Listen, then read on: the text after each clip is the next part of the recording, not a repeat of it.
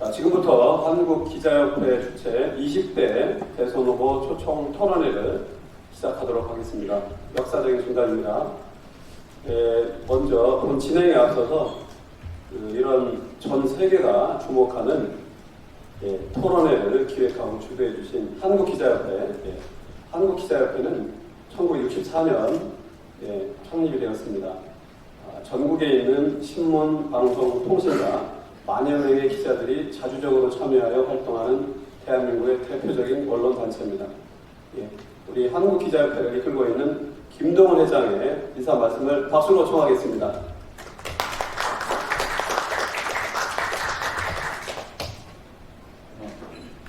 굳은 날씨에 많이 참석해 주셔서 먼저 감사드립니다.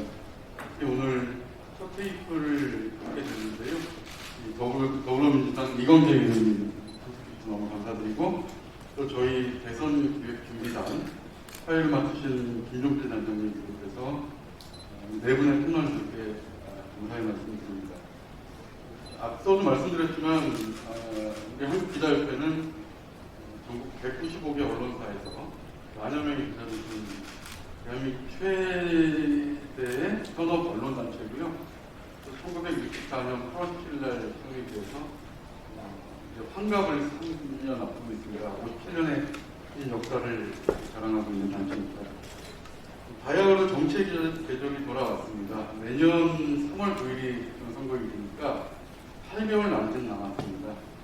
저희 기자협회는 여러 보도 준칙이 있는데요. 그 중에서 선거 보도 준칙도 있습니다. 여기 보면은 선거는 민주주의를 구현하는 혁신적인 정치 과정으로 공정하고 깨끗한 선거는 민주주의 유지 및 발전을 위한 기본 전제이다.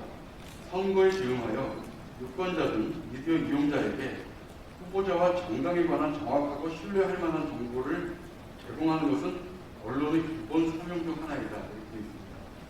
이 후보자들에게는 자신의 정책과 비전을 제시하는 장을 마련해 드리고요.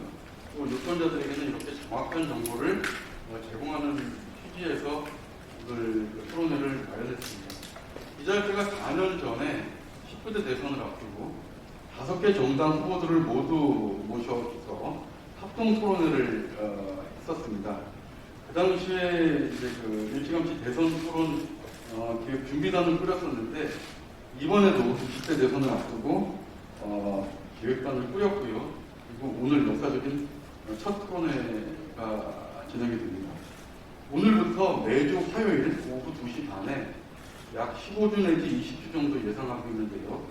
여야의 주요 후보들을 모셔서 토론회를 진행할 예정입니다. 그리고 오늘 첫 순서로 민주당 이광재 의원을 모셨습니다. 이번 토론회 잘 보시겠지만 현수막에도 나와 있지만 왁자지껄이라는 표현을 썼습니다. 조금 편안한 분위기에서 재미있는 흥미로운 이런 주제들을 가지고 대화가 오갈 수 있는 그런 토론회가 됐으면 좋겠습니다. 감사합니다. 회장님 고맙습니다. 그러면 우리 회장님도 강조하셨는데 그 기조를 가지고 출발해 보도록 하겠습니다. 우리 기자 언론은 국민을 대변하는 그런 역할을 하고 있습니다. 그래서 민주주의의 보편적 원칙인 주권자민의 민주주의 원칙과 대한민국 헌법 정신에 따라 주권자가 묻고 후보자가 답한다라고 하는 그런 맥락으로 본 토론회를 진행한다는 점을 강조해 드립니다. 진행과 관련된 흐름을 여러분께 사전에 안내해 드리겠습니다.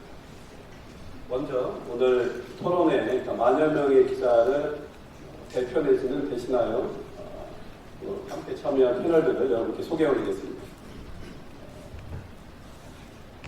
제 자리 좌측부터 소개하겠습니다. 최경철 매일신문 서울 정경부장 겸 편집위원 보셨습니다. 옆자리에 임소라 JTBC 정책부 기자 보셨습니다. JTBC 채널을 통하여 정치부 회의 때 많이 친숙한 걸로 알고 계실 겁니다. 예비 후보는 잠시 후에 소개하고요. 저는 오늘 사회를 맡은 한국기자협회 대선 후보 토론기획단 단장을 맡고 있고, 현재 소속사는 매일신문 정치팀장을 하고 있습니다. 제 옆에 계신 분은 이상은 한국경제신문 마켓 인사이트부 팀장 소개 올리겠습니다.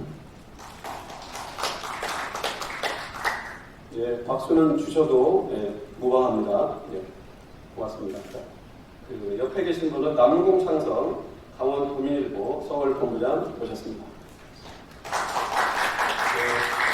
저희가 많은 준비를 했으니까 질문을 통하여 여러분께 전달하도록 하겠습니다. 우리 후보자의 모두 발언 전에 진행 순서는 이렇게 진행하기로 기조를 잡았습니다. 질문은 가능한 한 간명하게 20초 안팎으로 질문을 할 예정이고요. 답변은 가능하시다면 개별 질문당 1분 30초 안팎을 쓰시면 좋겠다는 겁니다. 내용에 따라서 질문 내용에 따라서 안배하시는 것은 후보자가 유연성을 발휘하셔도 좋습니다. 전체 저희가 준비한 질의 문항은 정치, 경제 등 분야별로 25개 문항을 준비했습니다. 그리고 질의당 추가 답변, 그러니까 제 질문, 제 답변 있습니다. 그 부분은 질의 10초, 답변 50초 범위 내에서 운영할 수 있도록 함께 팀플레이를 해보겠습니다. 그러면 오늘의 주인공이신 한국기자협회 제20대 대선 후보 초청 토론회 오늘의 첫 서막은 더불어민주당 이광재 의원께서 영광의 순서를 차지하겠습니다. 박수로 환영하겠습니다.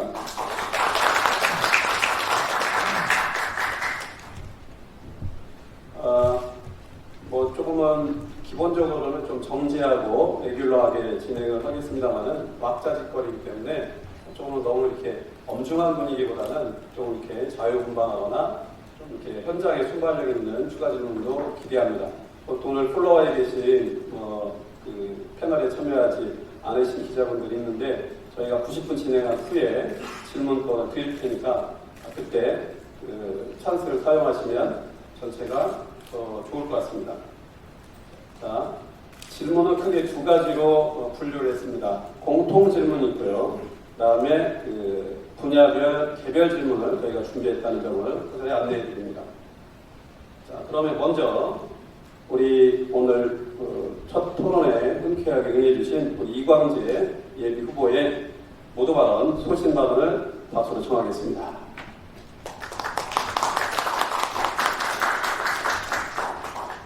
네, 안녕하십니까. 이광재입니다. 저희 아내도 정치부 기자 출신인데요. 오늘 만나게 돼서 반갑습니다. 국민들의 피와 땀과 눈물로 우리는 산업화 민주화를 이뤄냈습니다. G7이라는 성공한 국가를 만들었습니다. 저는 지난 10년간 대한민국의 원로, 석학, 전문가들을 참 많이 만났습니다. 저는 대한민국은 어디로 가야 한다는 질문을 끝없이 이어갔습니다. 저는 오늘 이 자리에 언론 여러분과 함께 대한민국의 미래를 함께 질문하고 답을 찾아 나갔으면 좋겠습니다. 첫째, G7 성공한 국가입니다. 그런데 왜 우리나라 국민은 이렇게 행복하지 못한 것일까요? 저는 이제 국민 복지, 국민 행복이 정치인의 성적표로 되는 정치 혁명이 필요하다고 생각합니다. 두 번째, 대한민국은 G7 성공한 국가입니다. 그러나 대한민국은 갈갈이 찢어져 있습니다. 사회 신뢰지수는 OECD 최하위 국가입니다. 통합의 나라를 만들어야 대한민국 국민들의 서로 뜨겁게 사랑할 수 있습니다. 세 번째, G7 성공한 국가입니다. 그러나 저는 두려움을 가지고 있습니다. 저희가 사는 이 시대가 공룡으로 보면 정점이 아닌가라는 두려움을 가지고 있습니다. 우리는 더 밝은 미래를 향해서 기술혁명을 통해서 G5, G3로 나아가는 위대한 도전을 해 나가야 합니다. 네 번째, G7 성공한 국가입니다. 지난 20년간 우리는 외교 역량을 키우려고 노력해왔습니다. 저는 중국, 러시아, 북한, 일본 수없이 많은 나라를 가봤습니다. 우리 역량에 맞는 외교 역량을 가져야 합니다. 우리는 이제 미국, 중국, 일본, 러시아의 견제를 뚫고 당당하게 한반도의 평화와 번영의 길을 만들어야 합니다. 평화체제, 남북한 FTA를 통해서 두 개의 체제, 하나의 시장에서 번영을 이뤄내야 합니다. 존경하는 언론 여러분, 저희는 G7 성공한 국가입니다. 그런데 왜 저희의 대통령들은 모두 불행한 대통령이 되었을까요? 이제 이 시대를 끝내야 합니다. 이제 대통령은 외교, 안보, 통일, 꼭 하고 싶은 일만 하는 대통령이 나와야 합니다. 총리는 내치를 해야 합니다. 대통령 정부 하나, 총리 정부 하나, 이 두 개의 시대를 끝내야 합니다. 그리고 전국에서 유능한 사람이면 어떤 정당에서든 당선될 수 있도록 선거 구조를 확실하게 개편해서 대한민국 모두의 인재를 쓸 수 있는 나라가 돼야 유능한 정부가 됩니다. 존경하는 언론 여러분, 국민 한 사람 한 사람이 저는 빛나는 별처럼 빛나는 나라를 만들고 싶습니다. 디지털 시대는 우리가 좋아요를 눌러줘야만 그 사람은 별이 됩니다. 저는 국민 한 사람 한 사람을 연결시키고 싶습니다. 그래서 대한민국 정부는 이제 국민이 꿈을 키우는 플랫폼 정부가 될 것입니다. 나아가 대한민국 국가는 이제 국민이 편안하게 사는 국민의 집으로 거듭날 것입니다. 혼신의 힘을 다하겠습니다. 고맙습니다. 네, 이광재 대선 후보의 차기 대선에 임하는 포부와 비전을 드리겠습니다. 자, 이어서 본격적인 질문에 들어가도록 하겠습니다. 첫 번째 분야는 정치 분야입니다. 공통 질문 첫 번째는 제가 드리도록 하겠습니다. 우리 후보님께 질문 드리겠는데요. 지금 국민들의 관심, 또 언론이 조명을 하고 있는 많은 대선 후보들 중에 여론조사 1위를 윤석열 전 검찰총장이 차지하고 있습니다. 일부 조사는 민주당의 경기도지사 이재명 지사가 1위를 다투기는 합니다만은 제 질문은 윤석열 총장이 1위를 달리고 있는데 이 배경은 현 문재인 정부의 실적에 대한 반작용, 그래서 반문의 표상으로 위상을 갖고 있습니다. 과연 윤석열 전 검찰총장이 정치권에 안착을 해서 대선 후보로 롱런할 수 있을 거라고 보시는지 의견을 부탁드립니다. 언론 여러분, 저도 사실 그게 제일 궁금합니다. 윤 총장은 과연 발광체일까요? 반사체일까요? 발광체가 됐을 때 대한민국에 희망이 있는 거라고 생각합니다. 언론 여러분, 우리 손흥민 선수는 골을 잘 넣어야 연봉이 올라갑니다. 우리 임영웅이나 송가인 그분은 노래를 잘해야 소득이 올라갑니다. 그런데 정치인은 도대체 무엇으로 평가를 하죠? 인지도? 이미지가 나라를 구할 수 있을까요? 저는 언론 여러분과 함께 생각해 보고 싶습니다. 정치는 현재를 관리하고 미래를 창조하는 것입니다. 그러면 대한민국은 지금 검찰 개혁을 요구하는 시대이지 검찰 공화국으로 가는 시대를 과연 원하고 있을까요? 또 대한민국은 청년은 일자리를 원하고 있습니다. 일자리를 만드는 투자를 만들어내려면 투자와 규제 개혁이 관건입니다. 그런데 법률가 출신이 규제 개혁을 과연 해낼 수 있을까요? 또 외교는 인맥과 경험이 중요합니다. 처칠 수상이 루즈벨트 대통령한테 800회의 편지를 썼습니다. 처칠과 루즈벨트의 우정이 있었기 때문에 2차 세계대전에 승전이 가능했다고 평가하고 있습니다. 과연 어떤 외교적 경험과 지략과 인맥을 가지고 있는 것일까?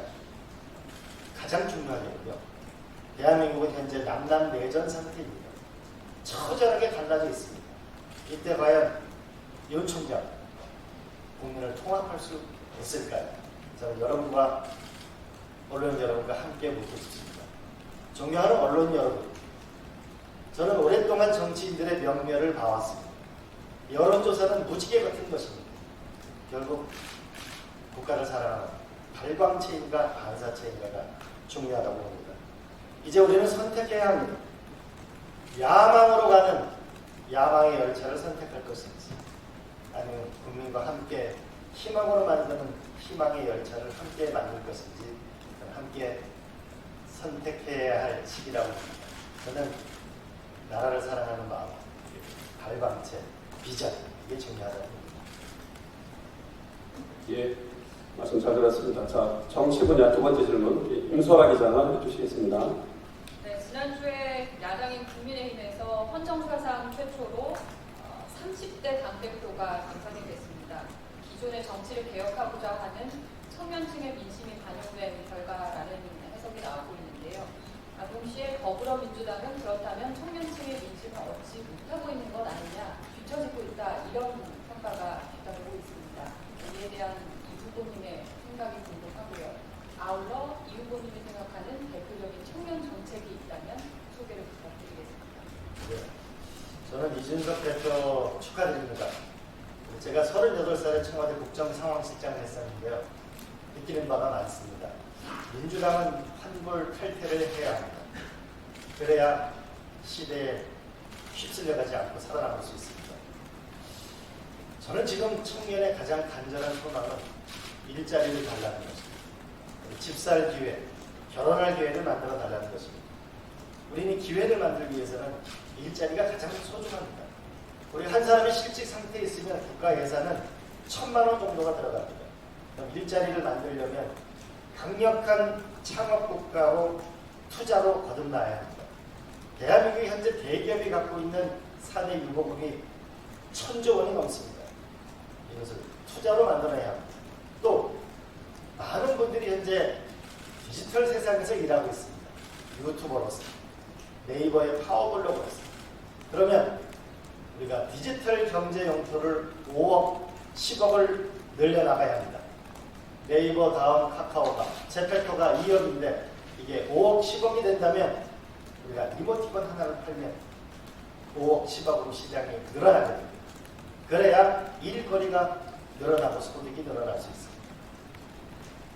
그러면 저한테 이렇게 물어봅니다. 일자리는 그렇게 만든다고 치고 당장 뭔가 소득을, 현금을 줘야 되는 거 아니냐, 이렇게 저한테 반문합니다.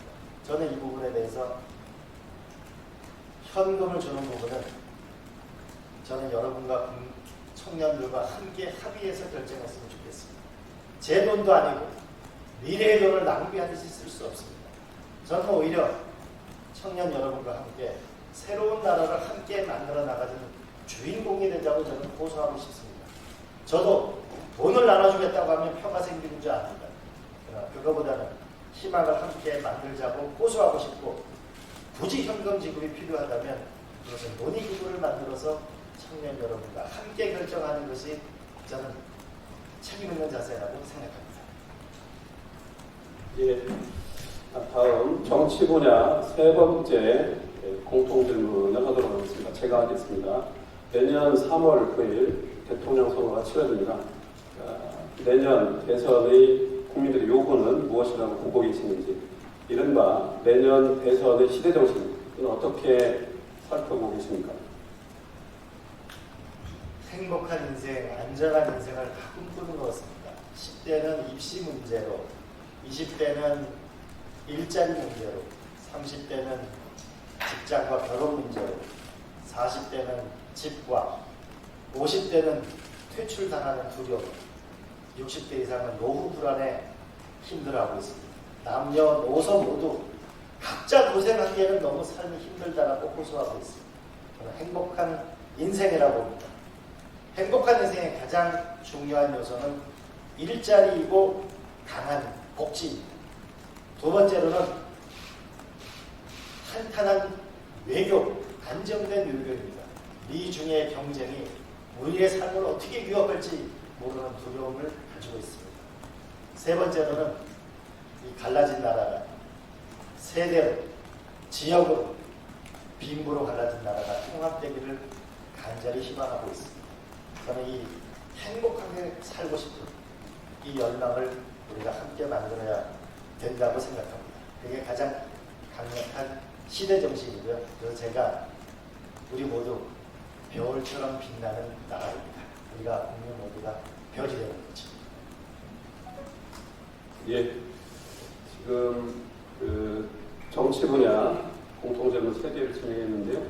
우리 후보께서는 약 23분 정도, 23초 정도를 더 쓰고 계시다는 점을 감안해서 서로 진행하도록 하겠습니다. 자, 이어서 경제 분야 질문으로 들어갑니다. 공통 질문이 3가지인데요. 첫 번째 질문은 이상은 패널이 진행하겠습니다.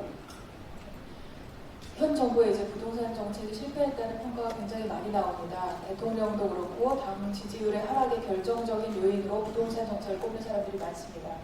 그런데 노무현 정부 때 썼던 그 공급은 많이 하지 않고 수요를 억제해보려는 그런 정책을 똑같이 썼다가 이번 정부도 실패한 것이 아닌가 이런 지적이 굉장히 많고요. 그래서 그것에 대해서 이제 후보님의 의견을 한번 들어보고 싶습니다. 그리고 또 현 정부의 주택 임대 사업자 정책하고 임대차 3법, 계약갱신 청구권하고 전월세 상한제, 전월세 신고제 이 임대차 3법에 관한 의견도 한번 들어보고 싶습니다. 전적으로 저는 동의하는데요. 김소연 실장은 제가 절대 개인적으로 미워하는 것은 아니고 결국은 비슷한 정책 생각이 오류를 범한 거 아닌가 싶습니다. 저는 국토 균형 발전과 강력한 공급이 저는 핵심적인 답이라고 생각합니다. 이 균형 발전을 하지 않고서는 수도권 집값을 잡을 수가 없습니다. 그러니까 대량 공급을 하지 않고는 수도권에 집값 없는 세상을 만들 수가 없습니다. 저는 강력한 공급을 생각합니다. 왜냐하면 옥탑방, 반지하 등 최저의 주거 기준에 못 미치는 사람들이 너무 많습니다. 이제 이것은 집으로 계산하면 안 됩니다. 두 번째로는 임대주택하고 민간주택하고 차이가 너무 큽니다. 이 임대주택이 민간주택과 거의 같은 수준에 올라오지 않고서는 국민들은 만족할 수가 없습니다. 세 번째로는 나홀로가 너무 늘어났기 때문에 시대에 맞는 집이 필요합니다. 따라서 시대에 맞는 집, 대부분의 현재 만불에 지어진 집을 이 3만 불 시대에는 맞지가 않습니다. 그래서 여기 포니가 많으니까 포니를 타라. 이거는 맞지 않고 여기는 나는 지금 소나타나 SM5를 타겠다고 하는 그 수요에 맞춰주는 것이 저는 맞다고 생각합니다. 그러면 단기 공급을 제때 빨리 하는 것이 필요합니다. 그러면서 저는 용산 기지에 100만 평 중에 약 20만 평 정도를 국가가 갖고 있는 땅을 공급할 필요가 있다고 생각합니다. 또한 마곡과 강서지구, 김포, 고양 일대에 이르는 지역도 저는 또 하나의 주요한 공급이 될 수 있을 거라고 생각합니다. 세 번째로는 우리가 김포공항, 성남공항의 고도를 제한을 완화하면 우리가 약 상당한 정도의 주택을 공급할 수 있습니다. 마지막으로는 저렴한 주택이 공급되는 것이 중요합니다. 저는 국가 토지 비축 제도를 생각합니다.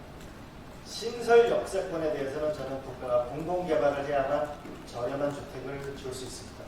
한번 생각해 보시죠. 현재 맹지일 경우에는 한 10만 원 합니다. 길이 나고 나면은 한 100만 원 하죠. 철도가 열리고 나면 한 1000만 원 합니다. 근데 그 땅을 전부 한 몇 사람이 국가가 낸 세금으로 그 이익을 다 갖는다는 것은 무리가 있다는 겁니다. 역세권 주변에 좋은 주택을 공급해야 청년들이 안심하고 살 수 있습니다. 또 하나는 절대 농지를 저는 국가가 비축해야 된다. 그래서 필요하다면 경제활동을 쓸 때 저는 원활한 공급이 이루어진다고 생각합니다. 그리고 이런 공급을 기반으로 하고 우리가 임대차 보호나 전월세를 할 때 전가되지 않냐고 피해를 보는 것이 줄어든다고 생각합니다. 이 부분은 특별히 저도 죄송하게 생각합니다. 앞으로 국토 균형 발전과 공급 부분에 대해서는 더 확실하게 노력하겠습니다. 부동산 문제는 저도 국회의원의 한 사람으로서 책임을 느끼고 죄송합니다. 예, 부동산 문제가 우리 국민들의 가장 절실한 사안이기 때문에 질문도 날카로웠고 답변도 풍부하게 하셨던 것 같습니다. 제한 시간은 많이 넘었으나 이 부분은 여러분들이 잘 헤아려 주시기 바랍니다. 자, 경제 분야 공통 질문 두 번째, 최경철 패널이 진행하겠습니다. 후보님 광주 가셔서 커피 드셔보셨습니까? 예. 그래서 파스타도 드셔보셨습니까? 예. 그래서 광주의 어느 골목길에서 파스타를 만들고 커피 볶는 분이 그저께 어느 토론회에서 문재인 정부의 소득 주도 성장을 굉장히 비판했습니다. 알바 임금 올라서 도저히 장사 못하겠다는 그런 비명을 들으셨는데, 소득 주도 성장 문재인 정부가 간판으로 내세웠던 정책인데 몇 점 주실 건지 먼저 점수부터 발표해 주시고 그 다음 설명 나가 주시고, 그리고 이재명 경기도지사의 기본소득은 실현 가능성이 과연 몇 %인지 먼저 수치로 설명해 주시고 거기에 대해서 멘트를 부탁드립니다. 수치로는 참 어렵습니다. 저는 한 60점 정도 주고 싶습니다. 소득 주도 성장의 방향은 맞다고 봅니다. 그냥 국가는 부자인데 국민이 가난한 거거든요. 경제 성장은 계속 일어나고 있는데 빈부격차가 커지는 거죠. 그런데 정책에서 우리가 쓴 것이 크게 두 가지입니다. 최저임금입니다. 최저임금이 저는 속도 조절에 약간 실패했다고 생각합니다. 김대중 대통령 시절에 9.0% 상승했습니다. 노무현 대통령은 10.6%, 문재인 대통령은 7.8%입니다. 처음에 너무 높이 올라가는 것이 저는 약간 정책적 오류가 있었다고 봅니다. 두 번째로 주 52시간 문제에 대해서는 우리가 장기적으로는 주 4일제도 가야 할 것입니다. 그러나 이것 역시도 속도를 좀 빨리 한 측면이 있고, 특히 저는 디지털 시대가 오게 되면 벤처기업이라든지 세계화가 진행되게 되면 외국인 금융기관이라든지 연구기관 같은 경우에는 주 52시간을 저는 탄력적으로 하는 것이 훨씬 더 현실적이었다고 저는 생각합니다. 이재명 지사의 기본소득은 전면 실시가 될 가능성은 저는 0%라고 생각합니다. 그리고 전면 실시는 반대합니다. 그러나 이재명 지사가 갖고 있는 문제의식은 저는 한번 살펴볼 필요가 있다고 봅니다. 디지털 시대가 되면 고용이 줄어들게 되면 뭔가 소득을 줘야 하는 거 아닙니까? 그렇다면 저는 인구 소멸 지역에 한해서 실험을 해본다든지 일정 계층에 대해서 실험을 해보고 저는 도입하는 것이 맞다고 보고요. 저는 오히려 시대에 맞으려면 이 기본소득보다는 디지털 시대에 맞는 소득을 저는 집중적으로 연구하고 있습니다. 예를 들어 언론 여러분 전부 마일리지 포인트를 갖고 계시죠. 얼마를 갖고 있는지도 모르시죠. 1년에 약 20조 원 이상이 발행되고 있습니다. 올 2월 달에 카드사에서 현금으로 그걸 나눠주니까 3조 5천원 나눠줄 때 서버가 다운된 적이 있습니다. 이제 저는 디지털 시대의 소득, 데이터 소득의 시대를 열기 위해서 디지털 시대의 소득 부분을 집중적으로 연구하고 있는데, 이건 언제 나중에 언론 여러분에게 말씀드릴 기회가 있을 것입니다. 기본소득은 전면 실패할 가능성은 0%라고 생각합니다. 예, 다음 이어서 세 번째 경제 분야 공통 질문은 이상은 패널이 진행해 주시겠습니다. 네, 저는 에너지 부분에 대해서 다시 또 여쭤보고 싶은데요. 문재인 정부는 지금 2050년까지 탄소 제로를 달성하겠다고 이미 발표한 바가 있고, 그리고 이제 우리가 다 알다시피 탈원전 정책을 해서 여러 가지 이제 갈등도 많이 우리가 겪었습니다. 그런데 후보님께서는 지금 우리나라 에너지원, 발전별 에너지원 비중이 혹시 어떻게 되는지 아십니까? 지금 석탄이 제일 높고요. 준비하셨어요? 석탄이 제일 높고, 네, 그 다음 이어주세요. 그다음에 이제 뭐 LNG 있고, 그다음에 이제 원전이 있고, 재생에너지가 제일 작죠. 네, 정확하게 말씀하시고요.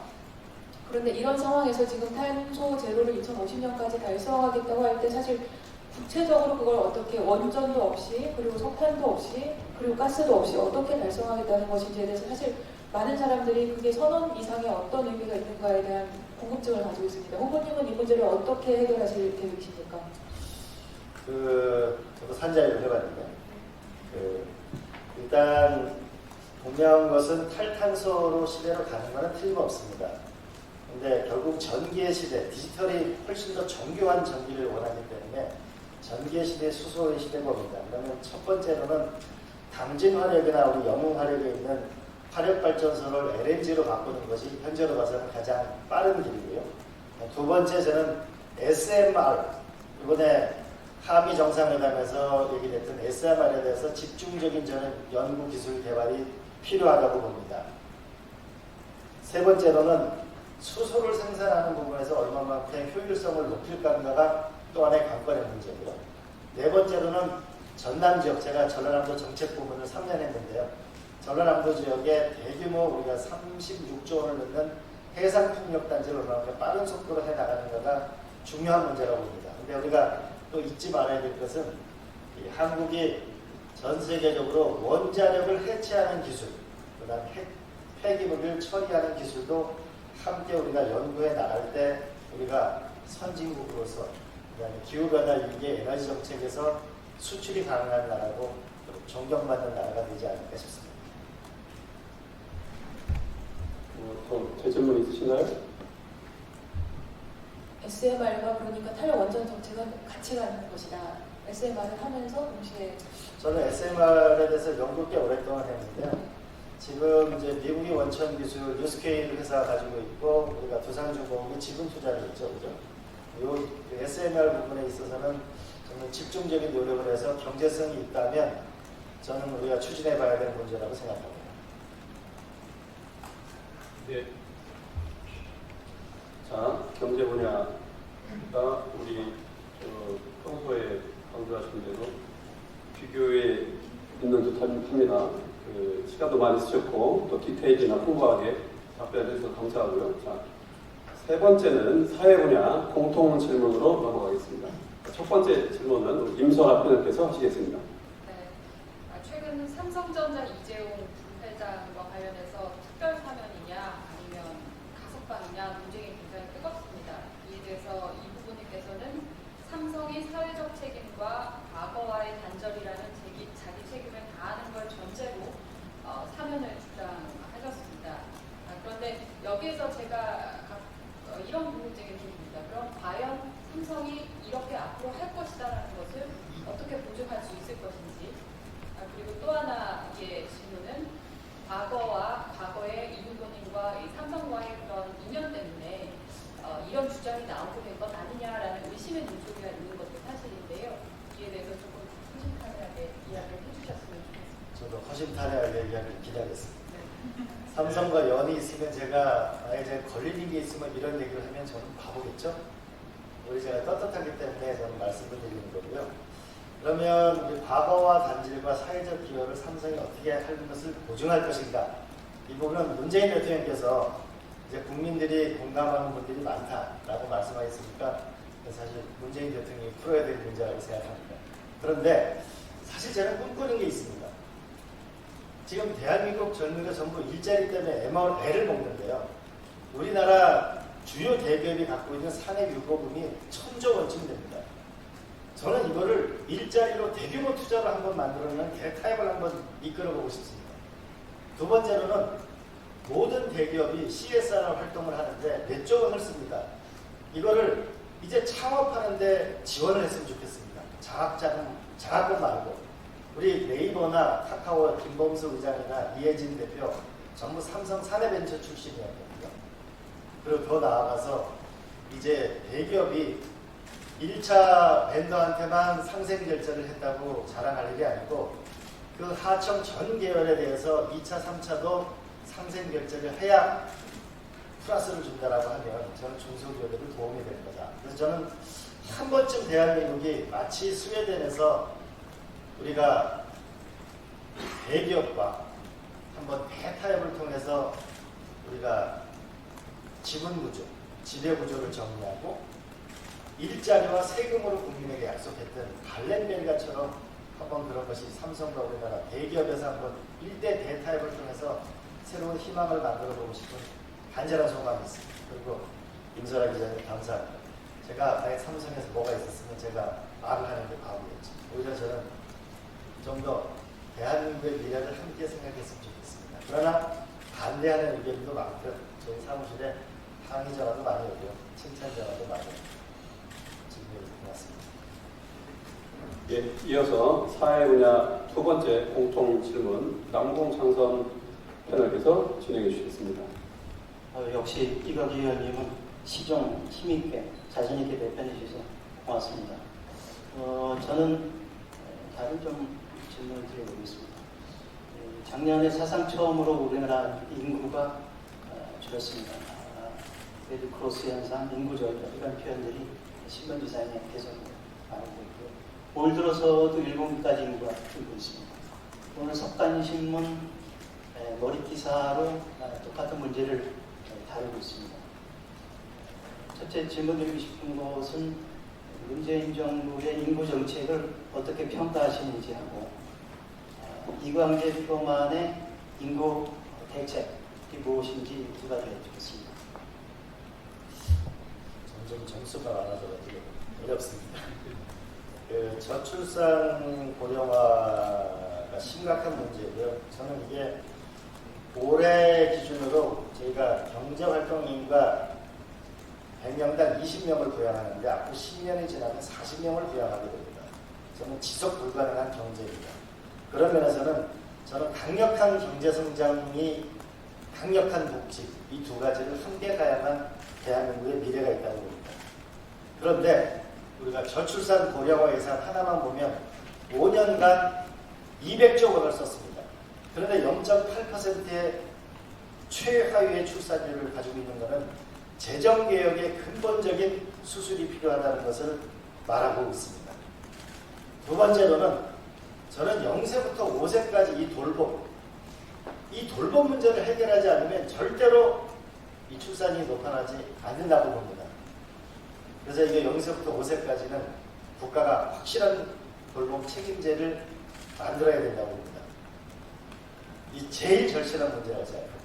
또 하나는 제가 본 아동 발달 교육학 학교에 보니까 0세부터 8세까지 지능의 80%가 발달한다는 학설도 있었습니다. 이런 걸 고려할 때 더 0세부터 5세까지 확실한 돌봄이 필요하다. 그다음 세 번째로는 초등학교, 중학교, 고등학교까지를 우리가 돌봄과 교육을 안정적으로 하는 게 필요합니다. 그래서 저는 살펴보았습니다. 초등학교가 서울 시내에 폐교되는 학교들이 생기고 있습니다. 서울 시내 초등학교 중에 범폐율 9% 미만의 학교가 44개가 있습니다. 근데 초등학교가 5세 시대에 문을 닫잖아요. 그럼 그 주변 건물까지를 해서 높이 올리는 거죠. 그러면 거기에 돌봄시설도 있고 어린이집도 있고 유치원도 있고 그 외에 주상복합이 아니고 주교복합시설이 있으면 복지와 유효화를 함께 만들면 우리는 일도 하고 돌봄도 있고 아이 공부도 시킬 수 있는 그런 것을 우리가 추진해 나가면 훨씬 더 강력한 아이를 키우는데 편안한 세상의 장을 볼 수 있을 거라고 저만은 생각합니다. 근데 분명한 것은 이렇습니다. 대한민국에 갈 수 있는 길은 교육에 투자하는 겁니다. 사람에 투자하는 대한민국이 저는 미래가 있다고 생각합니다. 예, 말씀 잘 들었습니다. 자, 네 번째 공통 질문 분야, 외교 안보 분야입니다. 첫 번째 질문은 최경철 변호사께서 하시겠습니다. 동맹국 미국이 예전에는 안 그랬는데 요즘 좀 달라 보이시죠? 어떻습니까? 요즘 미국 편을 들라고 자꾸 요구를 하는 것 같은데 첫 번째로 우리가 지금까지 했던 안보는 미국 그리고 경제는 약간 중국 쪽에 좀 기울었던 줄타기 외교에서 변형을 해서 확실히 미국 쪽으로 기울어야 하는지 그렇다면 쿼드를 가입해야 할지 이 부분에 대해서 우리 이광재 후보께서는 어떤 생각을 하고 계신지 한번 말씀해 주십시오. 주기자님은 상당히 날카로운 질문을 해서 저는 쿼드는 적극적으로 생각하되 신중한 검토가 필요하다고 봅니다. 첫 번째는 미국이 과연 요구하고 있는지, 두 번째로는 일본의 반대가 있습니다. 세 번째는 인도 같은 경우에는 쿼드에 참여하지만은 반중을 분명히 하겠다는 것은 참여하지 않겠다고 하고 있습니다. 따라서 미국의 방향을 틀어서 기후나 백신 등 공공외교의 틀이다 이렇게 얘기하고 있습니다. 그렇다면 저는 인도와 보조를 맞춘다면 미국이 요청하면 저는 기후변화나 백신 외교 같은데 이런 데는 과감하게 참여할 필요가 있다고 생각합니다. 또 더 나아가서 그 수준을 넘어서 우리가 G10까지 만드는 이제 크리미아 반도 때문에 러시아가 빠져나가게 된 건데 우리가 러시아나 중국까지 함께해서 G10이라는 걸 만들어서 세계 얘기를 함께 얘기하는 그래서 우리는 조금 더 진취적인 경제 외교, 기술 외교를 했으면 좋겠습니다. 다시 한번 말씀드리면 기본 축은 지금은 산업혁명 이후에 기술 전쟁의 성격을 갖고 있는 세계 질서의 재편기입니다. 이때 저는 한미동맹과 기술동맹을 확고히 해나갈 필요가 있다고 봅니다. 또 한편으로는 중국도 기술 굴기에 있습니다. 거대한 시장입니다. 그리고 우리의 함께 협력해 나가는 균형 외교가 우리의 살 길이라고 생각합니다. 그러면 미국, 중국의 틈바구니에서 어떻게 살아남을 거냐, 이 눈치 저 눈치 보지 않는 거냐, 그게 아니고 우리가 G5와 G3를 향해 도전에 성공하면 우리의 길은 바둑에서 축에 몰리는 것이 아니고 우리의 운명을 바꿀 수가 있다고 생각합니다. 그래서 저는 기술혁명 기반의 창업국가로 나가자는 거고요. 그 가능성은 이번에 한미 정상회담에서 충분히 반도체, 배터리 그런 분야에서 일본이 못 가진 첨단 기술을 갖고 있다는 것이 확인되었고 우리 국민은 해낼 수 있다고 생각합니다. 예. 자, 이어서 외교 안보 분야 두 번째 질문 이상은 패널이 진행하시겠습니다.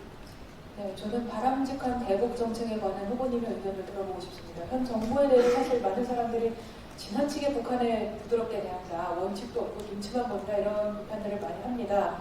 근데 그런 의견에 대해서 어떻게 생각하시는지, 그리고 유화적인 한별 정책과 그리고 강경하고 단호한 정책을 구분할 수 있다면 차기 정부의 대북 정책은 어떤 톤이어야 된다고 생각하시는지 궁금합니다. 역시 우리 날카로운 질문이십니다. 며칠 전에 그 박지원 원장님을 뵙자고 하는데 바깥에서 볼 수 없다고 제가 찾아가서 뵌 적이 있습니다. 지금 어떻게 되고 있는 것입니까? 그러니까 남북 대화의 문이 열리고 있다 이렇게 말씀하시더라고요. 저는 이 기자님이 말씀하셨던 부분에서 우리가 좀 더 국제사회의 글로벌 스탠다드로서의 원칙 있는 부분은 원칙 있게 대응하는 것이 저는 좋다고 봅니다. 중국도 마찬가지고 북한도 마찬가지고 미국도 마찬가지라고 봅니다. 그런데 우리는 남북 대화의 평화의 길을 열어야 합니다. 그런 면에서 저는 이번에 북한이 러시아하고 중국 백신을 쓰고 있지 않다는 점에 착안해야 된다고 봅니다. 그러면 우리의 백신 문제가 끝날 때쯤 미국과 북한의 백신 협력이 일어나게 된다면 큰 전환점을 만들 거라고 저는 생각합니다. 두 번째로 제가 바이든 대통령이 당선되기 전에 바이든 대통령의 참모를 만난 적이 있습니다. 그때 이런 아이디어를 주고받았습니다. 바이든 대통령은 스텝 바이 스텝으로 가는데 기후변화가 가장 중요한 아젠다인데 기후변화와 관련해서 북한과 만날 수 있는 접점은 무엇인가? 그래서 제가 이런 얘기를 했습니다. 개성공단 전부를 열지 말고 바이든 그린공단 또는 그린과 관련된 북한의 어떤 프로젝트를 하는 게 좋겠다고 하니까 그 참모는 아주 좋은 아이디어라고 했습니다. 더 나아가서 저는 이제 대한민국의 우리 유홍식 주교님이 이제 교황청의 장관님이 되셨는데요. 저는 우리 지난번 할례가 못했던 교황께서 반복을 해주신다면 또 하나의 전기가 마련될 거라고 생각합니다. 저는 이번에 문재인 대통령이 전쟁의 위기를 넘어서 평화의 문을 열었습니다. 저는 종전선언 여기까지 꼭 갔으면 좋겠고 다음번 대통령은 두 개의 국가이지만 하나의 시장이라는 경제의 문을 활짝 열기를 정말 저는 간절히 소망하고요. 이번 미국 국회의원 50여 분이 종전선언 결의안을 국회에 냈는데요. 저는 이거를 전 세계 언어로 번역해서 전 세계 정치인들에게 호소하려고 올릴 예정입니다. 그래서 디지털 외교도 함께 해나가면 이제 대한민국 외교가 남북, 한일, 한미가 아니고 전 지구의 운동장을 다 쓰는 외교를 했으면 참 좋겠습니다. 그리고 이 기자님이 지적해 주신 대로 원칙 있는 부분은 원칙대로 합니다. 다만 김대중 대통령 시절에도 인권이 먼저냐 대화가 먼저냐라고 했을 때 김대중 대통령께서 남북 대화를 추구하면서 북한의 인권을 얘기하는 것이 대화의 문이 더 쉽게 열리지 않겠는가. 저는 그런 부분도 주목했으면 좋겠고요. 유엔 인권 헌장에 의하면은 제1항이 기여와 질병으로부터의 인권이고 두 번째가 정치적 인권이라는 것. 그것도 함께 생각하면 국제사회를 설득하기 좋을 거라고 봅니다. 하나 더 해주세요. 네, 그러면 죄송합니다. 저는 그러면 사실 말씀하시는 게 다 좋습니다. 좋은데 그러면 북한의 김정은 지도자가 이제 경제 발전과 핵을 맞바꾸는 사태가 올 것이라고 생각하신다는 건가요? 그러면 핵을 포기하는 순간이 올 것이다. 저는 그 바이든 대통령의 그 참모들하고 얘기해 보면 뭐 스텝 바이 스텝으로 가게 될 건데 결국 이제 이 경제를 해결하는 것이 결국은 중요할 것이고요. 결국 마지막에는 그 유럽도 나토라는 결국은 군사 안보의 안정성이 있을 때 결국은 해결이 되거든요. 최종적으로는 그러면 마지막으로는 이 평화협정과 동북아의 평화안보 체제가 결국은 해결될 때 결국은 최종적으로 북한은 북핵을 포기하는 단계에 다다르지 않을까 싶습니다. 그것은 먼 미래에 이르고 경제협력이 먼저다. 아마 이렇게 되겠죠. 그 먼저 핵을 동결하는 거, 그러면 다음 단계. 핵을 4차를 받으면 또 다음 단계. 이런 단계별 전략을 바이든 정부에서는 생각하고 있는 것 같습니다. 그래서 한꺼번에 트럼프 대통령처럼 한꺼번에 해결하는 것이 아니고 단계별로 차분히 추진한다. 그리고 두 번째는 인권 문제하고 북핵을 분리하겠다. 이런 얘기를 들은 적이 있습니다. 예. 자, 이어서 공통 질문, 교육과 언론 분야입니다. 첫 번째 질문은 우리 이산욱 대표께서 해주시겠습니다. 후보님 보시기에는 이제 현재 우리 교육의 문제점이 무엇이라고 보시는지 궁금합니다. 보통 이제 교육을 구분할 때, 교육 정책을 짤 때는 이제 평등성, 그리고 수월성 이런 부분들을 대입함으로 보고 정책을 짜는데요. 이 중에서 어느 부분에 무게를 두고 교육 정책을 펼쳐야 한다고 보시는지 궁금하고요.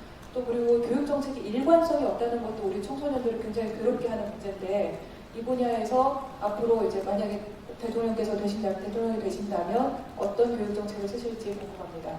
하나만 더 여쭙는다면 지금 코로나19로 인해서 교육 격차가 상당히 커졌다는 그런 지적들이 많은데 이런 격차를 해소할 방안에 대한 그런 방법도 궁금합니다. 네.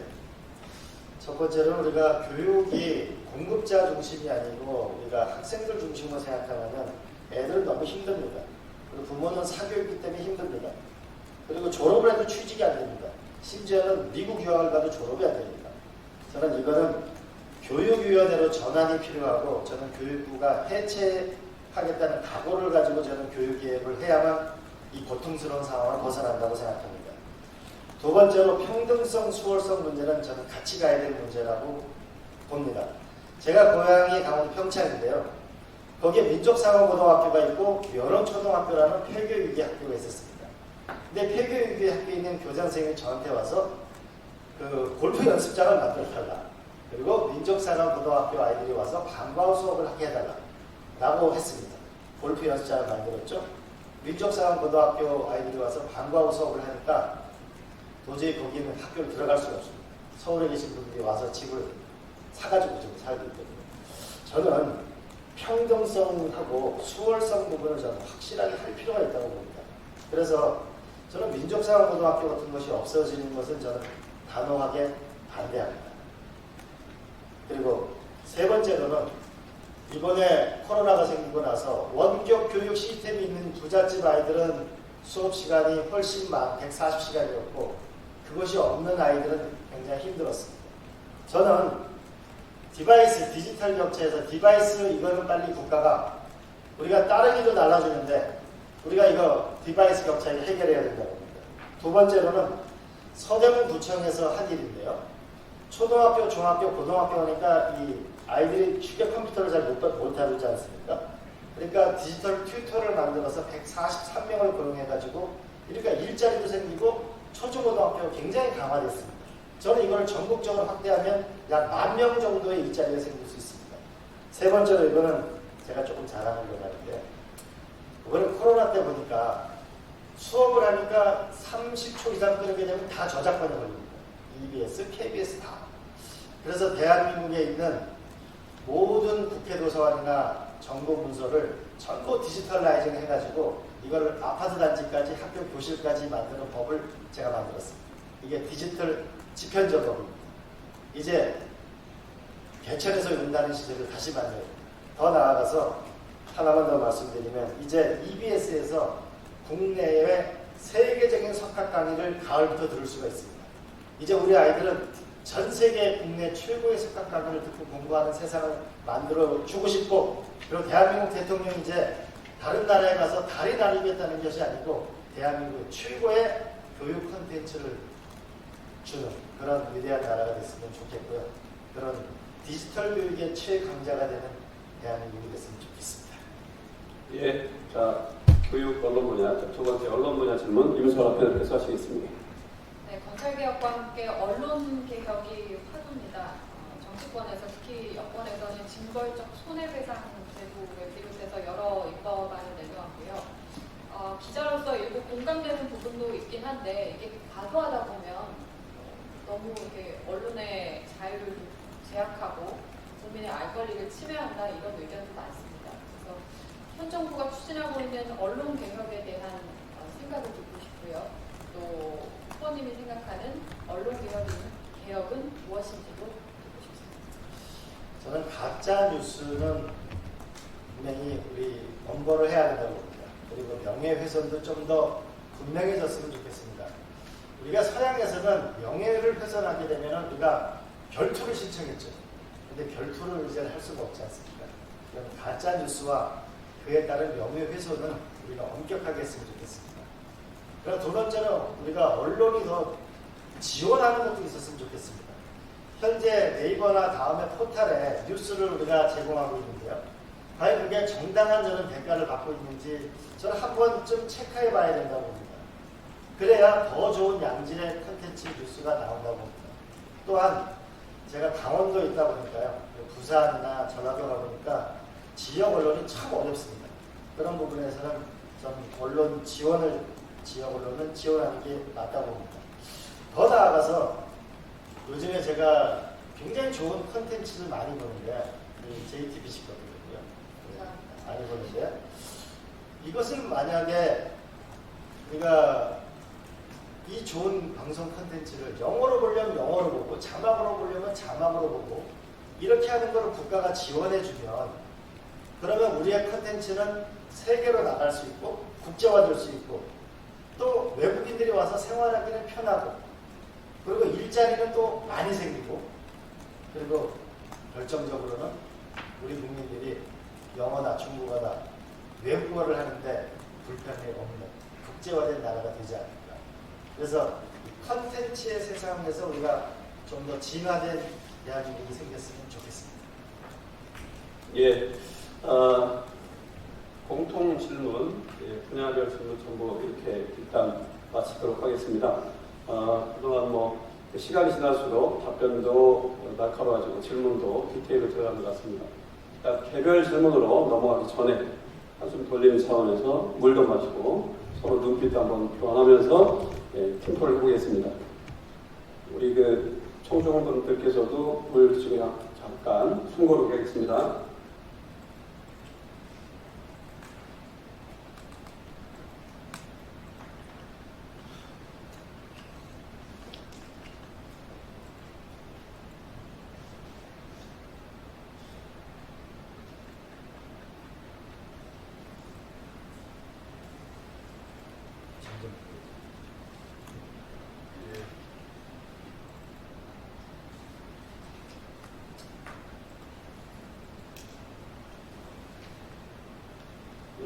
시간이 금쪽이니까 바로 이어가도록 하겠습니다. 개별 질문이 저희가 준비한 게 13개의 꼭지가 있습니다. 애초에 말씀드렸듯이 질문은 20초, 답변은 1분 30초인데요.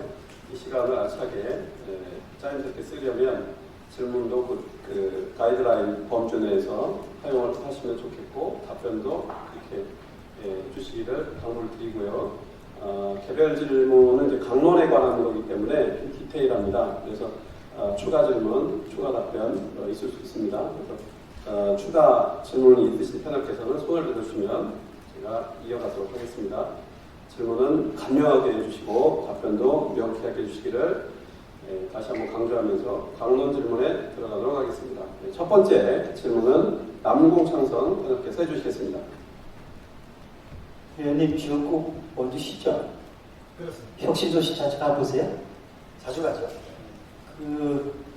참여정부에서 이제 지역 국가균형 발전 차원에서 혁신도시를 해왔는데 지금 상당한 시간이 지났는데 원주 혁신도시를 비롯해서 전국 10개 혁신도시의 현재의 모습하고 정책 입안 단계에 취지하고 어느 정도 매치가 되는지 좀 평가를 좀 해주시고요. 지금 정치권이나 여권에서 논의되고 있는 수도권 공공기관 추가 예정 혁신도시 시즌2 이걸 어떤 방향을 어떻게 끌고 가야 되는지 이 두 가지 측면에 답변해 주십시오.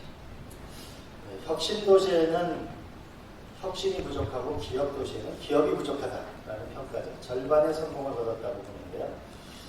제가 전국을 조사해 보니까 첫 번째로는 기업이 부족합니다. 그래서 기업이 오는 부분에 대해서는 과감한 세제 혜택과 인센티브가 있어야만 혁신도시에 혁신이 생깁니다. 두 번째로는 많은 분들이 학교가 부족하다고 얘기합니다. 그래서 출퇴근을 버스 30대 가지고 서울 원주로 왔다 갔다 하고 있습니다. 그리고 금요일 저녁에는 문화생활이 부족하다고 합니다. 저는 교육 문제에 대해서 대대적인 혁신을 해야만 혁신도시가 일어날 거라고 생각합니다. 저는 이제 특화했으면 좋겠습니다. 전라남도는 전남대학교와 한전과 에너지기업, 경상남도는 LH를 중심으로 하는 건축과 도시계획, 원주와 같은 경우에는 생명과학과 의료, 특화된 도시를 만들어서 기업과 교육 등 생활 여건을 높이 하는 것이 저는 제일 필요하다고 보고요. 일반 공공기관보다는 기업을, 앵커 기업을 유치하게 해주는 게 더 중요하다고 생각합니다. 예, 추가 질문 있습니까? 예, 하시죠. 의원님 이제 그런 답변하신 것 같은 경우는 뭐 혁신도시 초기 단계부터 계속 제기됐던 문제인데 그런 것들이 10년 넘게 왜 안 이루어지고 있는지에 대한 원인 분석 진단 그리고 대안이 지금 정도 나와서 시스템적으로 굴러가야 되지 않냐는 아쉬움이 있거든요. 네. 그 부분에 대해서 좀 말씀. 첫 번째는 대통령의 의지인데요. 노무현 대통령께서는 대통령 주재 회의를 72번 하셨습니다. 그리고 29번 직접 참석하셨습니다. 저는 대통령의 의지가 굉장히 중요한데 이명박 박근혜 대통령 들어서는 거의 되지가 않았던 것이 가장 약점이고요. 제가 국회의원 되고 나서 이제 기업을 유치할 수 있는 것, 학교를 설치할 수 있는 것 이런 부분에 대해서 법안을 여야 국회의원들이 모여서 약 15개 법안을 현재 올려놓은 상태입니다. 저는 이 부분이 여야 대선 후보 모두의 공약이 돼서 저는 확실하게 신청할 수 있도록 노력을 하겠습니다. 저는 국토 균형 발전, 국가 균형 발전이 대한민국의 미래라고 확신하고 있습니다. 노력하겠습니다. 죄송합니다. 예. 이어서 최경철 패널께서 다음 질문해 주시기 바랍니다. 20대 국회에서 난투극이 벌어졌습니다. 이유는 공수처 설립 때문이었습니다. 그 난투극 속에 만들어진 공수처가 지금 잘 굴러가고 있다고 생각하는지 그것이 1번 질문이고요. 그리고 그러한 연장선에서 문재인 대통령께서 굉장히 큰 국정 공약으로 밀어붙였던 검찰개혁, 그러니까 이른바 경찰로 많은 수사권을 넘기고 그리고 궁극적으로는 검찰의 아예 직접 수사 기능을 없애는 그런 방안으로 간 것인데 최근 LH 수사를 경찰이 한 것 보면 맹탕 수사였다는 지적도 있습니다. 어떻습니까? 문재인 정부가 한 검찰개혁, 공수처 설립. 우리가 아이가 태어나면요, 이게 만드는데 30년 걸렸거든요. 공수처를 만드는데. 저는 절대 권력은 절대 도피합니다. 그래서 그 견제할 수 있는 공수처가 생겼다고 이렇게 봐주셨으면 좋겠습니다. 그러나 최근 윤석열 총장에 대한 조사 부분은 우리가 조금 더 우리가 어느 나무 밑에 가서는 신발끈을 매지 말라는 말이 있죠. 국민들의 우려도 함께 살폈으면 좋겠습니다. 검찰개혁 부분에 대해서는 저는 국민은 검찰개혁을 요구하고 있습니다. 다만 제가 많은 인터뷰를 해봤는데요. 검수완박을 주장하시는 분이 계시고 또 한편으로는 그거보다는 검찰이 너무 강압적인 수사를 아직도 한다. 그리고 압수수색 영장이 너무 포괄적이다. 전관예우가 문제가 있다. 이것이 대략 30대, 40대 분들의 여론입니다. 제가 10대, 20대를 조사해봤습니다. 그러니까 그 젊은이들은 검찰개혁에 대해서 뭐라고 생각하냐면 아니 지금 아동 이렇게 학대가 일어나고 있고 학교 폭력이 이렇게 심하고 전학 간다고 해서 전학 간다고 폭력이 멈추는 게 아니고 문자 하나 오면 일진들한테 또 당하고 이렇게 사이버 폭력이 심하고 이런데 왜 이런 폭력을 가만 국가 국력이 복권력이 내두는 거죠? 이 문제를 해결하는 게 검찰이 해야 될 가장 큰 일 아닌가요? 이런 지적들이 있었습니다. 저는 검찰 개혁은 국민과 더불어서 한 발자씩 그러나 포기하지 말고 너무 나가지도 말고 꾸준히 가는 것이 저는 필요하다고 봅니다. 예, 이어서 우리 임선아 변호사께서 다음 질문을 해주시기 바랍니다. 국회 얘기를 좀 해보고 싶습니다. 근데 동물국회가 지나가니 식물국회가 같이 등장했고요. 약간 남남 갈등이라는 표현을 여러 번 쓰셨습니다만 국민들 피로감도 갈수록 굉장히 높아지고 있습니다. 그래서 이 여야 갈등, 진보 대 보수 갈등을 해결할 수 있는 방법은 무엇이라고 생각하시는지요? 참 이게 지지고 볶는 정치 정말 부끄럽게 생각합니다. 왜 이럴까 저도 생각을 해요. 다들 학력 경력이 멀쩡하잖아요. 왜 이럴까라고 생각해보니까 국가에 대한 청사진이 공유되어 있지 않습니다. 대한민국을 어떤 나라를 만들겠다는지 청사진이 없이 정치를 하는 겁니다. 그러니까 이리 몰려가고 저리 몰려가고 싸움이 일어납니다. 두 번째로는 저는 협치 정부가 반드시 필요하다고 봅니다. 우리는 이기는 민주주의를 해왔습니다. 51대 49는 하다가 안 되면 50일이 됐을 때 권리를 행사하는 것인데 49를 무시하라는 것이 아닙니다. 대한민국은 70% 대통령 선거를 하게 되면 51%면 35%로 당선되는 것입니다. 그러면 65% 국민이 안 찍은 겁니다. 이제는 협치정부, 공존하는 민주주의가 돼야 대한민국이 저는 미래가 있다고 보고 그 길 중에 하나가 저는 대통령과 총리의 역할 분담이라고 저는 생각합니다. 대통령이 권력으로 통치하는 것이 아니고 권위로 통치하는 세상이 와야 합니다. 더 나아가서 우리가 지난번 지방선거 이후에 김세연 의원님하고 우리가 장관직을 제안했는데 결국 못 오셨거든요. 왜냐하면 배신자로 찍힐 수 있습니다. 이거를 극복하려면 저는 이번에 이준석 대표하고 송영길 대표가 우리가 이번에 정책협의체를 만들었는데 대통령 선거 전에 제발 좀 여야가 공약에 같은 거는 법을 통과시켰으면 좋겠습니다. 그럼 국민은 손해보지 않습니다. 그래서 그것의 효과는 A라는 국회의원이 저 분야에 전문성이 있구나 라고 하면 예각 제의를 해도 배신자가 되지 아니하고 저는 협치정부를 만들어 나갈 수 있다. 저는 대한민국이 앞으로 나가려면 권력을 나누는 겁니다. 권력을 나눌수록 국민은 편해지고 권력은 나눌수록 대통령은 더 권위 있는 대통령이 된다는 믿음과 확신을 갖고 정치를 했으면 좋겠습니다. 예, 유독 웅변을 또 하셨는데요. 예, 저희가 잘 해야 되도록 하겠습니다. 자, 이어서 네 번째 남궁창성 의원께서 진행하시겠습니다. 저는 개헌에 대해서 여쭙겠습니다. 2000년이 60항쟁 34주년이었습니다.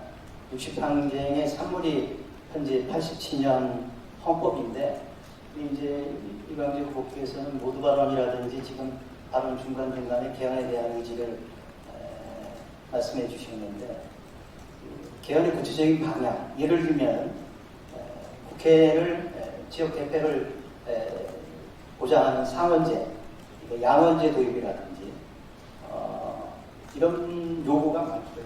그래서 이런 부분에 대해서 그다음에 이제 문재인 대통령께서 개헌안을 했던 연방정부에 준하는 분권국가 추진이라든지 이런 부분에 대해서 좀 구체적으로 좀 말씀해 주시면. 저는 87년 체제는 이제 다음 단계로 진화해야 된다고 봅니다. 헌법을 개정해야 합니다. 그러나 국민들은 대통령 선거를 절대 포기하지 않을 것입니다. 그러면 저는 4년 중임제가 바람직하다고 봅니다. 왜냐하면 미국 대통령은 8년까지 할 수 있습니다. 중국은 10년. 우리가 러시아는 더 오래 하죠. 적어도 주변 국가에 맞추는 것이 맞다고 봅니다. 그리고 국회에 총리를 복수 추천을 하면 대통령이 임명하고 현행 법대로 총리가 장관을 제청하는, 그렇게 해서 여야가 공존하는 대한민국이 필요하다고 봅니다. 그리고 자치분권 확실하게 저는 강화해야 된다고 생각합니다.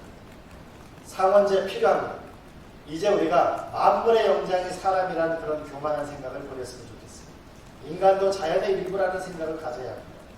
우리가 제가 태백영월 평창 정선에서 국회의원을 했는데 서울 면적의 8배 반입니다. 우리는 나무도 대표성을 가지고 있고 강도 대표성을 갖고 있다는 자연의 대표성도 주어야 합니다. 더 나아가서 미국 연방제는 모두 한 주에 3명씩입니다.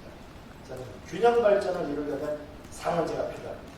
더 나아가서 소선거제를 해서는 절대 위대한 나라를 만들 수가 없습니다.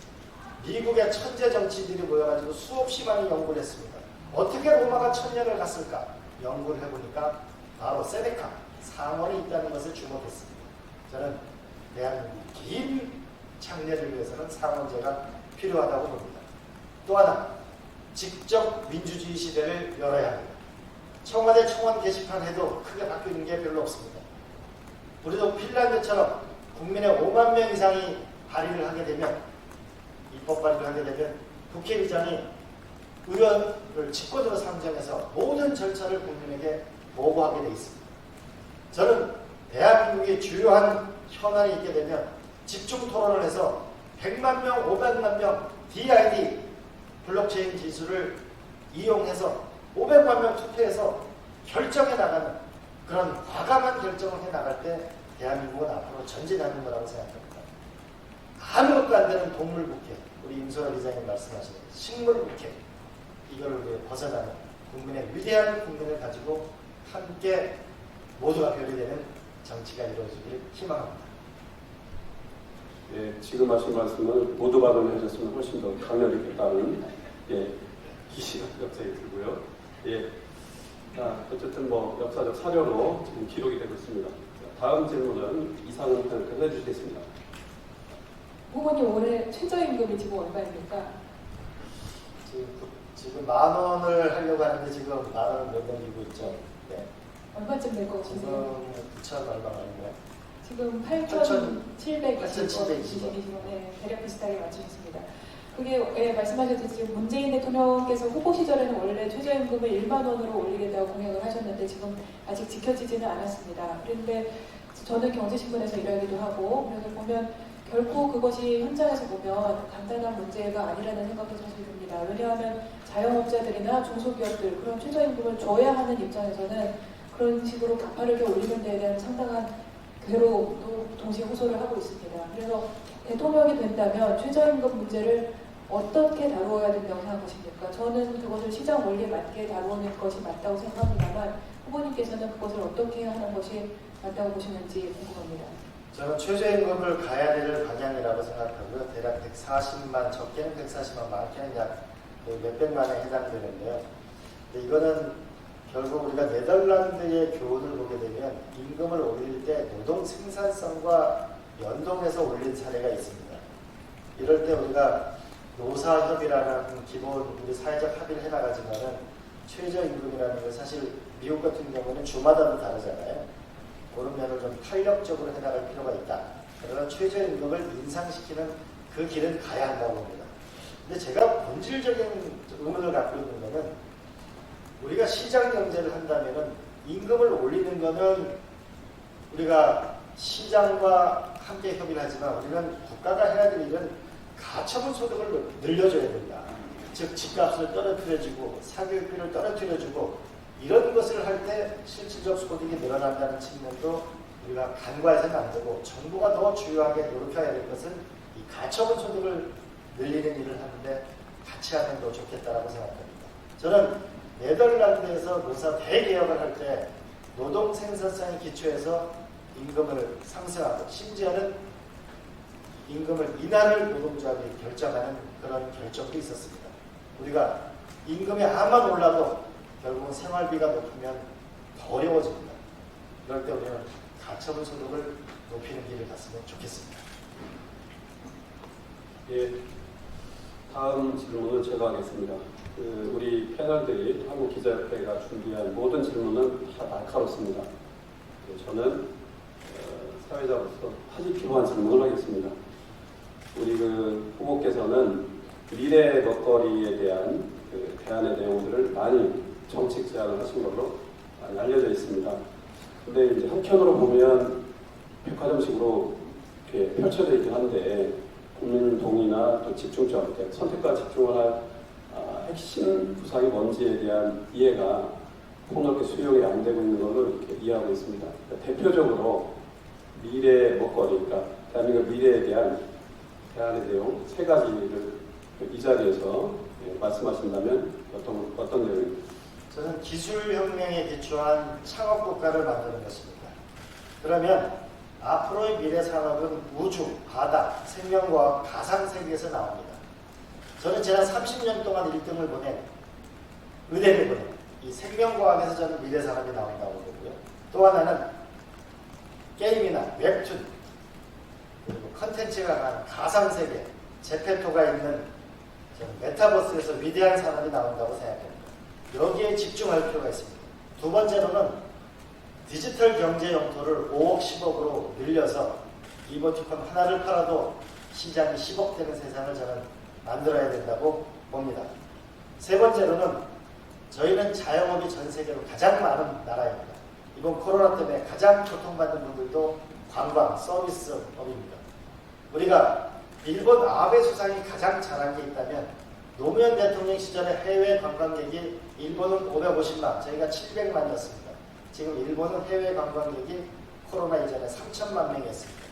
저는 해외 관광객 3천만, 중산층, 아시아의 중산층을 데리고 올 때 저는 소상공인 자영업도 함께 성장한다고 봅니다. 결론적으로 말씀드리면 기술혁명 기반의 창업국가, 디지털 경제 영토를 10억, 20억을 늘리는 것, 그리고 관광, 입국을 통해서 취업 유발 배수가 높은, 그래서 우리가 함께 일자리를 만드는 것입니다. 예, 잘 들었습니다. 자, 이어서 두 개의 질문을 우리 임소라 패널께서 해주시겠습니다. 네, 윤보님 혹시 비트코인 투자해보셨습니까? 지켜보고 있죠. 네, 저도 해본 적은 없습니다만 젊은 층에서 지금 영혼까지 끌어모아서 대출을 내서 비트코인을 사는 이런 좀 우려스러운 현상이 계속 벌어지고 있는데요. 이와 관련해서 정부는 규제를 강화하고 또 과세를 하는 쪽으로 움직이고 있는 것 같습니다. 이런 비트코인 정책에 대한 이 후보님의 의견을 듣고 싶습니다. 저는 가상세계에는 점점 더 커진다고 봅니다. 반도체가 우리가 134주가 국내 매출이었는데 앞으로 한 5년 뒤에 메타버스 세계 시장은 340조. 저희는 여기서 반드시 성공할 수 있습니다. 저는 가상자산의 세계를 미국과 보조를 맞춰서 열어야 된다고 생각합니다. 저는 그런 면에서 정치인 최초로 저는 가상자산을 가지고 저는 후원금을 받은 경우도 있습니다. 저는 반드시 이 가상자산의 세계를 열어야 됩니다. 그래야 미래 산업이 생깁니다. 그리고 저는 정부에 촉구합니다. 가상자산하고 가상화폐가 다른 거예요. 당연하죠. 가상자산, 우리가 이제 스테이블 코인으로 바꾸면 우리가 가상자산이라고 일어나는 게 좋을 것 같아요. 그럼 화폐라는 단어를 쓰니까 복잡해지는 거예요. 저는 가상자산이라고 일어나는 것이 좀 좋다고 보고요. 그런 면에서 저는 이 세계를 열었으면 좋겠고요. 또 하나는 우리가 정부가 빨리 불법 세력을 퇴출시켜줘야 될 거 아닌가요? 그 시장을 안정화시켜주고서 세금을 받는다고 해야지 이건 불법이라고 얘기해놓고 세금을 걷는다고 하면 저는 국민들이 납득하기 어려울 거라고 봅니다. 그리고 또 나아가서 이거는 자산이 아니라고 얘기하면서 며칠 전 국세청에서 압류를 했습니다. 자산이 아닌데 그걸 어떻게 압류하나요? 이러면서 저는 이율배반적이다. 저는 미국과 싱가포르의 발을 맞춰서 더 해달라는 것도 아닙니다. 코인의 원금을 보장해달라는 것도 아닙니다. 우리는 이 부분에서 국제적인 질서를 빨리 만들 필요가 있다고 봅니다. 더 나아가서 사실은 우리가 코인보다 많은 젊은이들은 주식에서 저는 안정적 수익을 높이려 원합니다. 그런데 미국하고 영국은 소수점 거래가 있잖아요. 우리가 100만 원짜리 하는 주식을 젊은이가 살 수가 없잖아요. 우량 주식을 살 수 있도록 빨리 소수점 거래를 열어줘야 합니다. 그리고 장기 보유일 경우에는 세제 혜택을 줘야 합니다. 더 나아가서 우리가 미국의 플랫폼 노동자인 우버에서는 거기에 종사하는 분들한테 임금의 15%를 주식으로 줄 수 있는 그 길을 열었습니다. 저는 앞으로 이 주식시장에서 우량 주식을 살 수 있는 길도 만들어주고 코인 세계에서도 빨리 안정화시켜주는 것이 저는 좋겠다라고 생각합니다. 네, 이어서 조금 무거운 주제에 대해서 이야기를 해보고 싶습니다. 현 정부 들어서 안희정 전 충남지사를 비롯해 박원순 전 시장, 박원순 전 시장, 또 오거돈 전 부산시장에 일단 성추행 사건이 있었습니다. 이에 대한 그 여당의 대응 방식에 문제는 없었는지 이 부분의 생각을 듣고 싶고요. 예, 먼저 이 질문부터 드리겠습니다. 이건 저희가 입이 10개라도 이거는 할 말이 없습니다. 부끄러운 일이라고 생각합니다. 그리고 대응 부분도 저희가 사과했다는 것보다 오세훈 시장의 사과의 글을 더 많은 분들이 공감하는 걸 보고 마음 아프게 생각했습니다. 앞으로 더 민주당이 거듭나야 될 거라고 생각합니다. 그래서 또 하나의 추가 질문을 좀 드리고 싶은데요. 어제 안희정 전 지사 면회를 가려고 하셨다가 일정상의 이유로 취소를 하신 걸로 알고 있는데 또 뭐 안희정 지사와는 각별한 사이이기 때문에 이해가 가는 부분도 있습니다만 국회에서는 성찰 없는 위선의 굴레 다 이런 비판이 여러 개 있는데 사실이고요. 혹시 대선 전에 다시 면회를 갈 생각이 있나요? 이 부분은 안희정 지사는 저희 오랜 친구잖아요. 친구이고. 근데 얼마 전에 대전에 가서 유흥식 주교님을 뵀습니다. 대전에 가서 뵀었는데 그때 주교님께서 안 지사 안부를 물으면서 좀 각별한 좀 위로를 전해달라고 말씀을 주셨어요. 그 뒤에 이제 교황청의 장관이 되셨잖아요. 그래서 제가 전화를 드리니까 전화가 오셨습니다. 그래서 8월 말에 이제 교황청으로 돌아가시는데 그 전에 좀 각별한 위로를 하실 수가 없고 좀 전해달라는 말씀이 계셔서 제가 심부름을 해야 될 것 같고 그러나 일부 정치권에서 얘기하는 가서 무슨 정치적인 얘기가 있거나 그런 것은 추호도 없을 것입니다. 예. 자, 다음 질문은 이상은 교수해 주시겠습니다. 젠더 갈등에 관한 이야기를 조금 더 이어가 보고 싶은데 사실은 지금 이대남 이런 이야기도 많이 나오지만 사회 젠더 갈등이 굉장히 극심해지고 있는데 이 부분에 대해서 젠더 갈등 그 자체에 대한 의견도 사실 궁금하고 그리고 저는 조금 더 나가서 일각에서는 여성한테 의무적으로 군복무를 시켜야 된다. 군복무 자체가 이제 남녀 사이의 차별을 보여주는 가장 단적인 사례다. 그러면 그런 이야기도 나오는데요. 그래서 모병제를 하자, 뭐 남녀평등 복무제를 하자 이런 그런 군대 제도의 개혁에 관한 이야기로 이어지기도 합니다. 그래서 젠더 갈등에 관한 의견도 한번 여쭤보고 싶고 두 번째로는 군대 문제를 이런 측면에서 조금 더 바꿔보실 생각이 있는가, 그 문제를 혹시 생각해 보신 적이 있는가 들어보고 싶습니다. 네. 저는 이 젠더 갈등이 조금 정치적으로 이용되는 것은 저는 반대합니다. 지금 우리나라는 조금 더 많은 통합이 필요한 시기입니다. 그래서 제가 여론조사 자료도 많이 받고 20, 30대 얘기를 많이 들어봤습니다. 그러니까 남성들이 군대를 갔을 때 인센티브를 줘야 된다라고 하는 여성들의 의견이 압도적으로 높았습니다. 또 한편으로 남성들의 경우에 여성들의 출산 휴가를 훨씬 더 많이 줘야 한다는 것도 압도적으로 높았습니다. 우리는 이게 지금 고를 팔 일이 아니고 오히려 조금 더 서로 이해의 폭을 높이고 공통점을 찾을 때라고 생각합니다. 두 번째로 군 복무 문제에 대해서는 우리가 장기적으로 모병제의 길을 가야 합니다. 그러나 우리가 인구가 줄어들기 때문에 모병적으로 가는 측면도 피할 수 없는 측면이 있습니다. 그러나 대만에서 60만에서 20만으로 줄였고 모병제를 했는데 현재 평가는 부정적인 평가도 꽤 많이 있습니다. 저는 모병제에 대해서는 신중하게 생각해야 된다고 봅니다. 더군다나 이런 국방의 문제에 대해서 젠더의 문제를 가지고 이야기하는 것은 더 큰 분열을 저는 가져오는 거라고 봅니다. 우리가 정치에도 넘지 못할 선들이 있는 거라고 생각합니다. 저는 지금 저도 면접을 많이 해보지만 시험을 쳐보면은 이미 외모고시나 모든 각종 시험에서 20대에서 여성들의 아주 약진과 진출이 보여주고 있습니다. 우리는 함께 더불어 사는 이 기회를 남성에게도 여성에게도 더 많은 기회를 만드는 나라를 만드는 거예요. 그리고 상처를 우리가 보듬고 서로 배려하는 사회를 만드는 위대한 사회는 톨레런스가 강한 사회라고 저는 믿음을 갖고 있습니다. 예. 이어서 우리 남궁 거의 우리 예정된 시간 90분 4시를 향해 가고 있습니다. 현재 흐름이 순항을 하고 있습니다. 우리 질문 하나는 한국기자협회 패널들이나 우리 이광재 후보 위인하면서 가고 있는 것 같습니다. 토론도 심화되고 있어서 다행이고요. 예. 자, 다음은 우리 남궁창성 패널께서 질문해 주시죠. 후보님 어제 제 책장을 보다가 2014년 6월 14일 날 후보님께서 저한테 주셨던 책을 좀 뒤져봤습니다.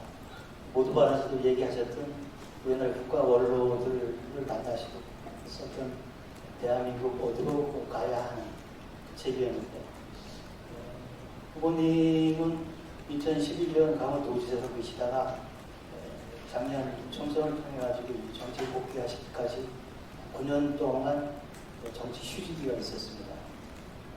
인간 이광재, 정치인 이광재에게 그 9년은 어떤 의미가 있는 건지 좀 말씀해 주십시오.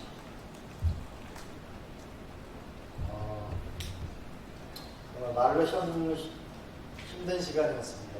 그러니까 제가 다 자다가 일어나서 화장실에 갔는데 그 입안에 피가 하나가 더 있더라고요. 왜 그런가 보니까 이를 안 물고 자니까 이가 3개가 다 깨져가지고 피가 흥건하게 있어요. 내가 이렇게 한국에 살다가 제가 한국에 살 수 없을 것 같았어요. 그래서 외국으로 떠났죠. 긴 시간 처음에는 남을 원망하는 시간이었고 나중에는 저를 자책하는 시간이었고 그러면서 저는 역사를 보게 됐고 제 자신과도 많은 대화를 나누게 됐습니다. 정말 칠흑같이 어두운 시간이었는데 저를 더욱더 겸손하게 만들고 사람답게 만드는 그래서 그전에는 많은 분들이 이광재가 너무 건방져 이렇게 얘기하다가 이제는 인간이 돼가는 것 같다고 했거든요. 제가 더욱더 겸손하게 살아가는 자양분이 됐다고 생각합니다. 산을 참 많이 다녔습니다. 산처럼 유연하게 살고 수많은 제가 길을 걸었던 그 길가에 있는 강물처럼 제가 차분하게 쉬지 않고 천천히 열심히 살면서 겸손하게 노력하겠습니다. 참 아픈 시간이었습니다. 예, 이어서 또 좀 내주시죠. 더 드리겠습니다. 지난해 민주당이 대북전단 금지법을 입법을 했습니다. 이 부분을 이제 표현의 자유 문제, 인권의 문제가 걸려 있고 미국 의회에서도 이 문제를 놓고 청문회를 갖고 토론을 갖고 유럽의 선진 민주국가에서도 이 문제를 제기를 하고 있습니다. 우리 이 후보님은 대북전단 금지법을 어떻게 판단하고 계신지 듣고 싶습니다. 저는 대북전단 금지법은 찬성하는 편입니다. 북한과의 지금은 대화를 저는 먼저 했으면 좋겠습니다. 그리고 그 대화의 과정에서 우리가 북한의 인권 문제를 함께 풀어갔으면 좋겠고요. 북한의 인권 문제를 풀어갈 때도 이건 제가 유엔 반기문 사무총장하고 김원수 대사하고도 여러 차례 의논을 해봤는데요. 그리고 북한을 대화의 상대로 인정하고 우리가 인권 문제를 일반적인 기아와 질병으로부터 인권, 평화 문제를 충분히 얘기할 때 일정한 시기가 됐을 때 또 당당하게 북한의 정치적 인권도 얘기하는 것이 저는 필요하다고 봅니다. 그리고 국제사회에 나갔을 때는 이 국제적인 인권의 보편적인 문제에 대해서는 저는 세미나나 이런 학술대회에서 얘기하는 것은 좋다고 봅니다. 그러나 그것을 전단을 만들어가지고 그 전단에 이 북한의 그 김정일 위원장을 우리가 좀 상상하기 힘든 정도로 모욕을 하거나 그런 부분에서 우리가 긴 남북대화의 문을 여는 것은 장애가 된다. 그러나 국제사회에서 심포지움이나 세미나에서는 인권 문제에 대해서는 북한이 잘못한 부분에 대해서는 분명하게 하는 것이 저는 좋다고 봅니다.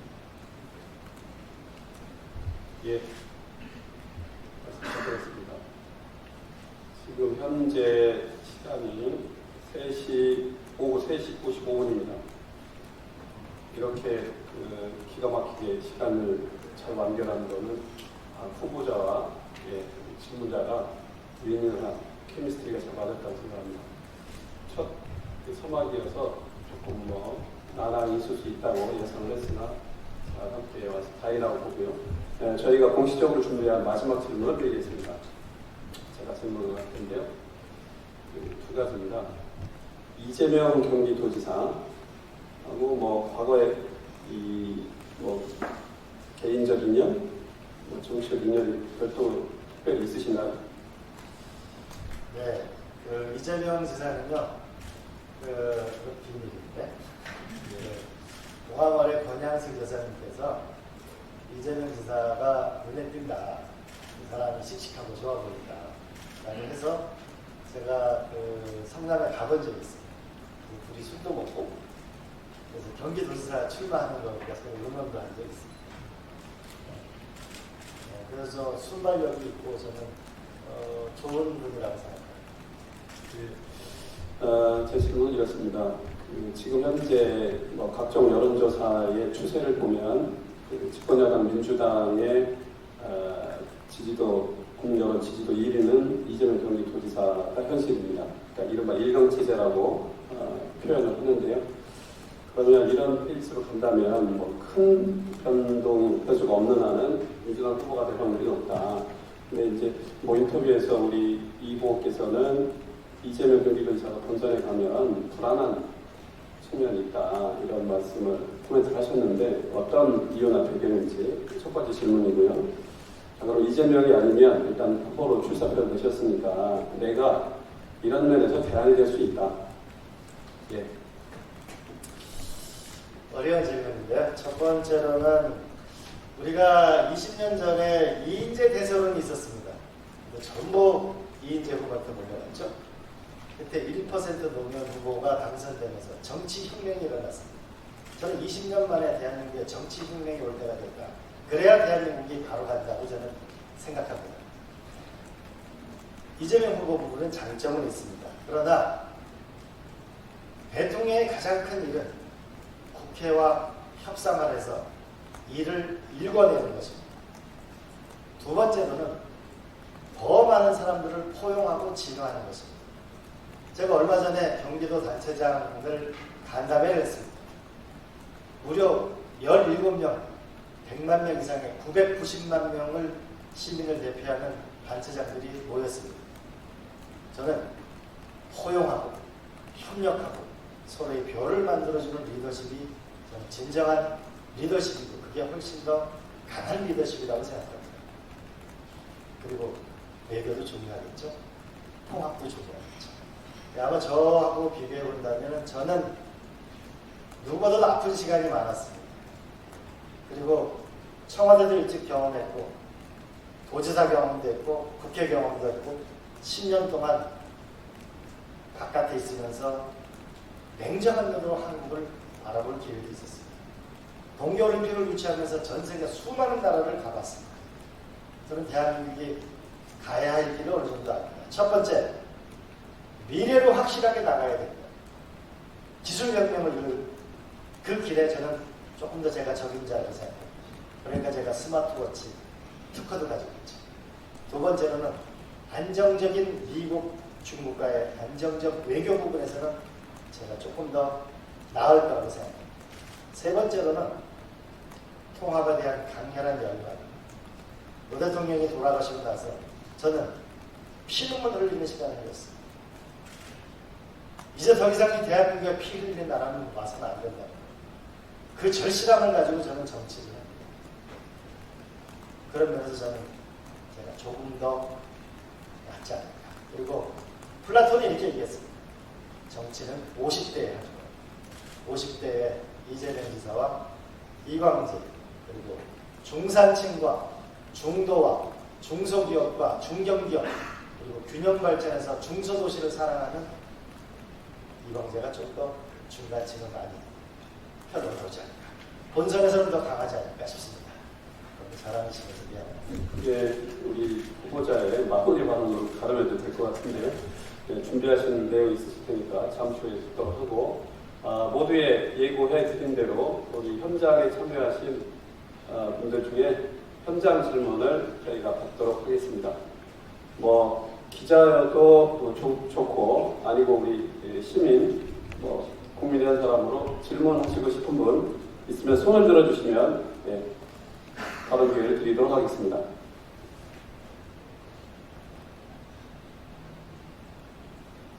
네, 맨 앞에 계신 분의 마이크 좀 부탁드립니다. 저 뉴시스의 여동준 기자라고 합니다. 많은 이슈에 대해서 얘기해 주셨는데 사실 올해 이성호 군 같은 경우에도 그렇고 몇 년간 이어서 이제 산재 사고가 끊이지 않고 발생하고 있습니다. 관련해서 얘기를 해주신 부분이 없었던 걸로 들어서 이어지는 노동 현장에서의 산재 사고 관련돼서 어떻게 생각하시는지 의견을 여쭤보겠습니다. 이 산재 사고는 정말 불행한 일입니다. 근데 이 산재 사고가 나는 경우를 보면 대부분 주말에 사고가 납니다. 그리고 중소기업에서 사고가 납니다. 그리고 더 결정적으로는 불법 하도급일 경우에는 훨씬 더 많이 납니다. 저는 이제 주말에 일을 하고 불법 하도급에 하는 부분에 대해서는 좀 우리 사회가 이제 그 단계는 넘어선다라고 저는 생각합니다. 제가 며칠 전 그 부릉이라는 그 배달 회사에 갔었는데 우리가 빨리빨리 이런 것 때문에 오토바이 타다가 1년에 500명이 사망한다고. 저는 대한민국이 이제 물질 위주의 성장 위주의 이 삶에 대해서 이 삶의 방식에 대해서 우리는 근본적인 사람 중심의 삶의 사역이 저는 좀 근본적인 전환을 할 때가 왔다고 저는 생각하고요. 그런 면에서 이번 광주는 너무 가슴 아픈 일이고 더군다나 거기에 대기업이 있었는데 대기업에 하청을 받은 회사가 이렇게 됐다는 점에 대해서 우리는 좀 더 분명한 제도적인 가치가 있어야 된다고 저는 생각합니다. 너무 마음 아픈 일. 예. 또 추가로 더 질문하실 분 있으면 손을 들어주시기 바랍니다. 예, 첫 번째 질문이요. 원인 저 뉴스원의 한재준 기자입니다. 아까 한번 최저임금 말씀을 하시면서 주 52시간 제도로 말씀을 하셨는데 7월부터 50인 미만 기업에도 이게 적용이 되는데 여전히 경제단체는 좀 우려의 목소리를 내고 있거든요. 여기에 대해서 더 추가 보완책이나 이런 게 좀 필요하다고 보시는지 하나 좀 여쭙고 싶고요. 두 번째는 지금 국민의힘에서 이제 이준석 신임 대표가 이제 나오면서 세대 교체를 성공했다는 평가가 많은데요. 이제 민주당에서도 이 세대 교체에 대한 목소리는 많은데 정작 이게 세대 교체에 대한 움직임이 크지는 않은 것 같은데 여기에 대해서는 좀 어떻게 생각하시는지 보셨습니다. 주 52시간 문제는 저는 그 연구직, 그다음에 벤처, 우리 장병규 4차 산업위원장님이 여러 차례 얘기하고 있고 벤처하고 연구직, 그다음에 외국과의 거래라는 금융기관에 대해서는 좀 더 탄력적으로 저는 적용할 필요가 있다고 생각합니다. 이건 제가 좀 노력을 해볼 생각입니다. 그리고 시대교체, 세대교체에 대해서 말씀드립니다. 세대교체가, 시대교체가 중요하지 세대 교체보다 중요한 게 시대 교체이고, 저는 산업화 민주화 이후 사람 중심의 디지털 그린 시대를 누가 이끌 건가가 저는 중요하다고 봅니다. 저는 민주당에서도 조만간 세대 교체, 시대 교체의 움직임은 생길 거라고 생각합니다. 왜냐하면 여태까지 1등 후보가 1등이 된 적이 별로 없습니다. 그리고 우리가 야구 경기를 좋아하는 거는 그야말로 역전승을 다들 기대하죠. 저는 민주당에서도 시대 교체, 세대 교체가 반드시 와야 됩니다. 다시 한번 말씀드리지만 제대로 된 노무현 대통령 같은 정치 변동을 제대로 이뤄야만 디지털 그린 시대의 경제 주체가 다시 한번 태어나서 제2, 제3의 다음 카카오가 다시 한번 훨씬 더 위대한 기업이 나올 거라고 봅니다.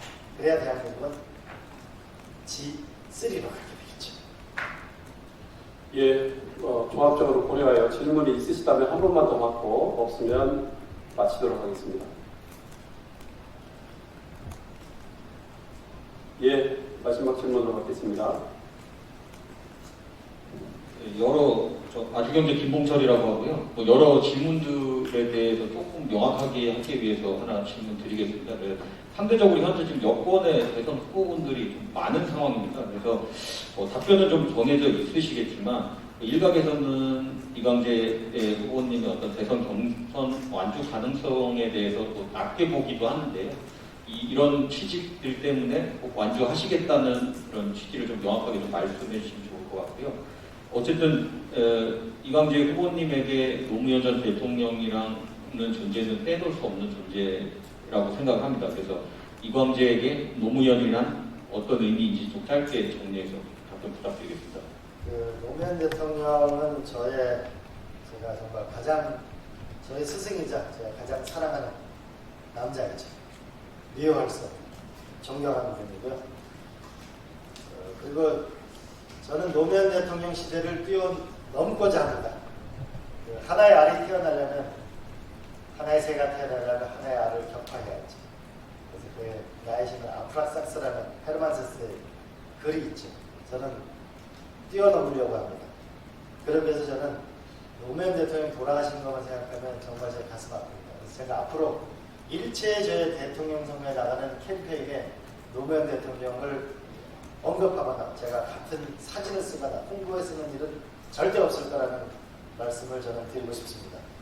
그리고 경선 부분에 대해서는 사랑하면 모든 것을 다 걸고 운명을 거는 것입니다. 저는 강원도를 사랑했습니다. 제가 처음 출마했을 때 강원도지사 나왔을 때 저 마이너스 23%였습니다. 다 안 될 거라고 생각했습니다. 저는 반드시 승리해서 민주당이 집권하고 진보가 기술 진보, 생활 진보, 그리고 위대한 진보의 시대를 여는 국민 승리의 시대를 확실히 만들려고 합니다. 예, 자, 이 현장 패널 질문까지 포함하여 저희가 같이 준비한 모든 질문은 아쉽지만 그렇게 마무리하도록 하겠습니다. 마지막 순서로 우리 귀한 시간을 내주신 이광재 더불어민주당 의원 제20대에서 예비 후보의 마무리 말씀을 듣도록 하겠습니다. 네, 언론 여러분 정말 감사합니다. 저는 제 스스로에게 저는 이광재는 누구인가 많이 물어봅니다. 그때 저의 원형은 딱 두 가지입니다. 하나는 제가 아주 어렸을 때 부잣집에 TV를 보러 갔는데 누나랑 같이 갔는데 볼 수 없었어요. 울고불고 돌아왔어요. 저는 그때 느낀 것이 인간이 가난히 인간의 존엄을 억압하면 안 된다는 거고 인간이 노력하면 반드시 자기 운명을 바꿀 수 있는 세상에 와야 된다는 게 제 생각의 하나의 원형입니다. 그래서 대학교에 와서 야학 교사 생활을 한 것도 민주화 운동을 한 것도 그 때문입니다. 두 번째는 저는 일찍 역사에 눈을 떴습니다. 대한민국의 임진왜란, 병자회란, 일제강점기 6.25 전쟁의 그 처참한 역사를 저는 봤습니다. 저는 미국, 중국, 일본, 러시아에 휘둘리는 것이 아니고 그들의 견제를 끊고 그들의 박수 속에서 위대한 한반도를 만드는 그래서 그리스와 같은 문명국가, 네덜란드와 같은 문명국가를 만드는 게 저의 강렬한 소망이고 꿈이 있기 때문에 저는 10년의 시간을 견딜 수 있었습니다. 그래서 저는 부족한 점이 많습니다. 제가 방탄소년단의 노래 가사를 많이 봤습니다. 소부주라는 게 있더라고요. 그리고 제가 가장 좋아하는 회사는 당근마켓입니다. 바로 우리 옆에 이웃의 아름다움이 있습니다. 우리가 힘을 모으면 위대한 나라가 될 수 있습니다. 그래서 저는 우리 모두가 별이 되는 나라, 디지털 세상에서는 좋아요를 눌러야 우리가 별이 되잖아요. 그래서 저는 대한민국 정부는 이 별의 꿈을 이루는 플랫폼 정부, 국민이 편안하게 사는 국민의 집이 되는 정부를 만들기 위해서 혼신의 힘을 다하겠습니다. 특별히 도와주셔서 감사하고요. 많이 도와주십시오. 고맙습니다. 예, 자 이렇게 첫 번째 순서를 마치도록 하겠습니다. 하여간